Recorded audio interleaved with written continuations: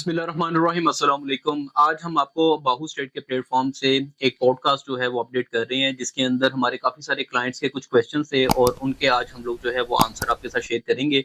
तो अभी हम लोग असद भाई से वन बाय वन करके सारे क्वेश्चंस करेंगे और इंशाल्लाह वो काफ़ी ज़्यादा हेल्पफुल होंगे आपके लिए। जी असद भाई, कैसे हैं आप? ठीक हैं? जी, मैं ठीक-ठाक, आप दानियाल कैसे हैं? अल्हम्दुलिल्लाह बिल्कुल ठीक-ठाक। असद भाई, इस टाइम जो भी अभी मार्केट की करंट जो कंडीशन चल रही है, इसके मुताबिक हमें काफ़ी सारी कॉल्स आती हैं, काफ़ी क्लाइंट्स हमसे डिफरेंट डिफरेंट क्वेश्चंस करते हैं।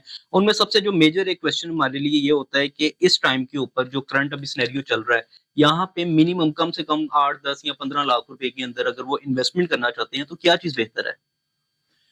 यार दानियाल देखिए जो छोटा इन्वेस्टर है ना, जो छोटा क्लाइंट है जिसके पास 8-10 लाख रुपया है, उसके लिए कोई इंस्टॉलमेंट प्लान वाली चीज़ ही सूटेबल रहेगी। अब वो इंस्टॉलमेंट प्लान में किसी लोकल सोसाइटीज़ की तरफ भी जा सकता है, जिसपे प्राइवेट डेवलपर्स काम कर रहे हैं, कुछ डेवलपर्स बहुत अच्छा काम कर रहे हैं, उनको एप्रिशिएट करना चाहिए। और अगर इससे हट के वो करना चाहे तो फिर बहुत सारी जगहों पे हाई राइज़ बिल्डिंग्स बन रही हैं। आप वहाँ पे कोई छोटा अपार्टमेंट बुक करवा सकते हैं अपने लिए और आपको पता हो कि आप कितनी मंथली इंस्टॉलमेंट बर्दाश्त कर सकते हैं, पे कर सकते हैं ईज़िली। तो आप उसकी तरफ जा सकते हैं।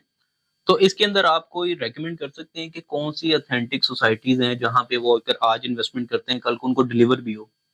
देखिए इसके लिए ना एक तो आपको एक अच्छा कंसल्टेंट मिलना बहुत ज़रूरी है हुँ। और उसके साथ-साथ आपकी अपनी वर्किंग भी होना बहुत ज़रूरी है। देखिए आप ब्लाइंडली तो किसी पे ट्रस्ट नहीं ना कर सकते। आपका 10 लाख है या 15 लाख है या 20 लाख है, आपको मैंने मशवरा दिया कि यार आप इतिहाद टाउन में ले लें।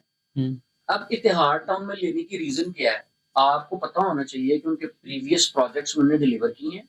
वो डेवलपर बहुत अच्छे हैं, बिफोर टाइम चीज़ों को डिलीवर करना जानते हैं। हुँ। तो आपने सबसे पहले उनके प्रीवियस प्रोजेक्ट्स देखने हैं, जिस भी प्रोजेक्ट में आप इन्वेस्टमेंट कर रहे हैं। अगर आपको लगे कि यार ये बंदा ठीक है और ये ऑन टाइम अपनी चीज़ों को डिलीवर करता है, ऑन करता है, तो बहुत सारे अच्छे डेवलपर्स हैं, आप कहीं पे भी ले सकते हैं। और इसके अलावा इस प्राइस रेंज के अंदर हम डीएचए के अंदर कहीं पे इन्वेस्ट कर सकते हैं? या डीएचए में देखो, क्योंकि अक्सर हमें फ़ोन करके लोग यही पूछते हैं कि हमारे पास 10-15 लाख रुपया पड़ा हुआ है, हमें डीएचए के अंदर कहीं पे इन्वेस्टमेंट करवा दें।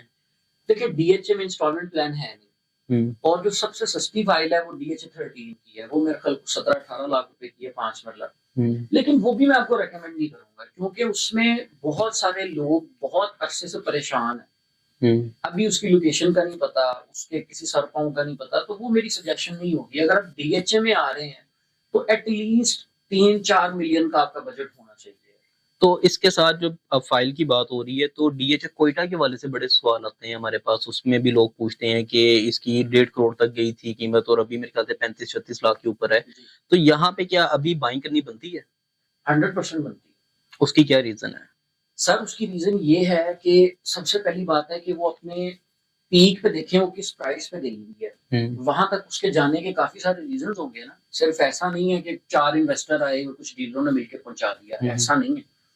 उसकी रीजंस ये हैं कि अगर आप बलूचिस्तान वाली साइड पे अगर आपका कोई जानने वाला है तो आप पता करवाएं कि पूरे क्वेटा में कोई अच्छी सोसाइटी नहीं है जो इतने अच्छे लिविंग स्टैंडर्ड्स देती हो वहां। क्वेटा जो डीएचए वहां पे गया है उसने वहां पे बहुत सारी चीजों को बेहतर किया है। हुँ। आप जाके डेवलपमेंट देखें, अंडरग्राउंड सारी चीजें हैं और उधर के लोगों के पास बहुत पैसे हैं, हुँ। उनको अच्छा लिविंग स्टाइल नहीं मिल रहा था। आप आने वाले टाइम में देखिएगा कि वहां पे एक कनाल का प्लॉट आपको 4-4, 5-5 करोड़ रुपए का मिलेगा, आज से 5-7 साल बाद, अभी नहीं। हुँ। तो ये जो अगर आप लॉन्ग टर्म पे सोच रहे हैं तो बेस्ट इन्वेस्टमेंट है डीएचए के लोगों के साथ ऑथराइज्ड जगह हो और डेवलपमेंट हुई हो, आपको 35-36 लाख में एक कनाल की चीज मिल रही है, हुँ। तो इससे सस्ता कुछ होगा? तो असद भाई, इसकी प्राइस इतनी नीचे आने की वजह क्या है? यार वो तो रिसेशन है ना, एक साइकिल चलता है। अगर आप 3-4 साल पीछे जाओगे तो यूएई की मार्केट बहुत गंदी फटी हुई थी, हुँ। पाकिस्तान बहुत बूम पे था, 1.5 करोड़ रुपए की फाइलें जो 25-25 लाख की थी। अब वो पैसा सारा निकल के यूएई शिफ्ट हुआ, इधर रिसेशन आना शुरू हो गया क्योंकि यहाँ पे इंटरेस्ट रेट बहुत ऊपर था। वो 12-13% से शुरू होकर 22% तक गया इमरान खान साहब के दौर में। तो वो लोगों ने रियल स्टेट से पैसा निकाल के बैंक में रखवाया कि यार अगर हम 3 करोड़ यहाँ पे रखेंगे तो हमें 60-70 लाख रुपया फिक्स आना है। हुँ। अब वो रेशो बहुत कम हो गई है और इस बजट में इसके ऊपर टैक्स भी लग चुका है मजीद। पहले फाइलर बंदा 15% देता था, अब उन्होंने 20% कर दिया, यानी कि 11% इंटरेस्ट रेट है। 1 करोड़ रुपए के पीछे 11 लाख आपको मिलेगा। उसके ऊपर 20% टैक्स लगेगा आपका, यानी कि 9 लाख रुपए आपको मिलेगा सालाना, और मंथली अगर डिवीजन करें तो 65,000 रुपए बनेगा, 65-70,000। तो अब वो चीजें लोगों को समझ में नहीं आती कि यार ये बहुत कम पैसे हैं, तो वो पैसा जब बैंक से निकलेगा तो वो जाहिर है कि रियल स्टेट का बहुत बड़ा चंक है, वहां पे जाएगा ये पैसा। बिल्कुल ठीक है।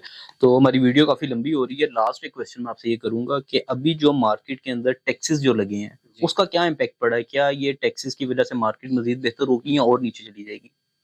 यार देखिए, अभी 236 के और 236 सी को इन्होंने थोड़ा सा इधर उधर किया है। पहले 3-3% इक्वली था, बायर को भी 3% लगता था एडवांस टैक्स, और 3% सेलर को लगता था कैपिटल गेन टैक्स।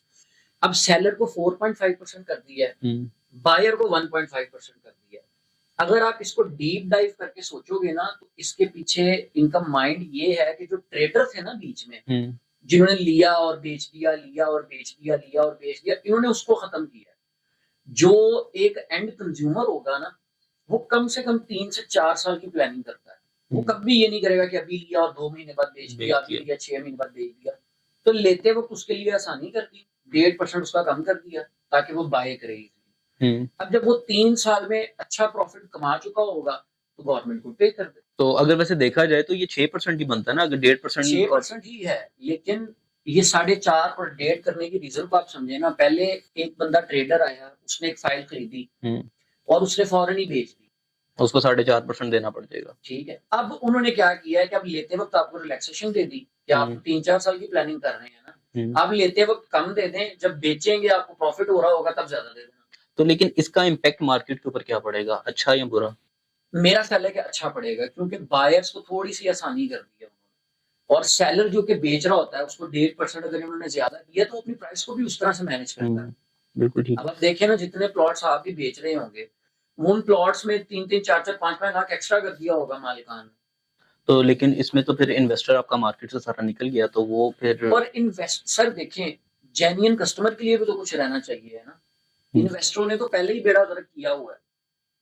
आप रीजनेबल तो रहने देना मार्केट को, एक आम बंदे की रसाई में तो चीजें आए ना। आप 5 मरले का जो प्लॉट फाइल है वो 50-60 लाख का ही होना चाहिए है ना। अब आप उसको 1.25 करोड़ 1.5 करोड़ से ले जाएंगे तो आम बंदा तो उसको बाय नहीं कर सकता। बिल्कुल ठीक कह रहे हैं आप। जो एंड कंज्यूमर है उसके लिए थोड़ी सी आसानी तो रहने दें आप, कि वो 5 मरले का प्लॉट खरीदे 50-60 लाख रुपए का, 70-80 लाख उसके ऊपर लगाए, उसका एक घर बन जाए। अब इन्वेस्टर 10 मिलते हैं, उसको उठा के पीक पे ले जाते हैं, तो वो तो आम बंदे के आम बंदा ले नहीं सकता। बिल्कुल। तो असद भाई ने बड़े अच्छे तरीके से डिटेल के अंदर चीज़ों को समझाने की कोशिश की है। आई होप कि आप लोगों ने भी ये सारी चीज़ें अंडरस्टैंड की होंगी। अगर फिर भी किसी का कोई क्वेश्चन हो तो आप नीचे कमेंट कर सकते हैं, स्क्रीन पे नंबर भी शो हो रहा है, एनी टाइम आप जो है वो असद भाई से कॉल पे बात कर सकते हैं। हम लोगों की कोशिश यही है कि वीक के अंदर 1-2 पॉडकास्ट ऐसे करें ताकि हमारे जो इस टाइम जो ऑडियंस है उनके जो भी क्वेश्चन है उनको हम इस तरह से आप तक पहुँचाएँ उनके जवाब। तो इंशाल्लाह हम लोग इसी तरह आपको नई वीडियो के साथ जल्दी मिलेंगे। अपना बहुत ज़्यादा ख्याल रखिएगा। थैंक यू असद भाई। Thank you so much. Allah हाफिज़।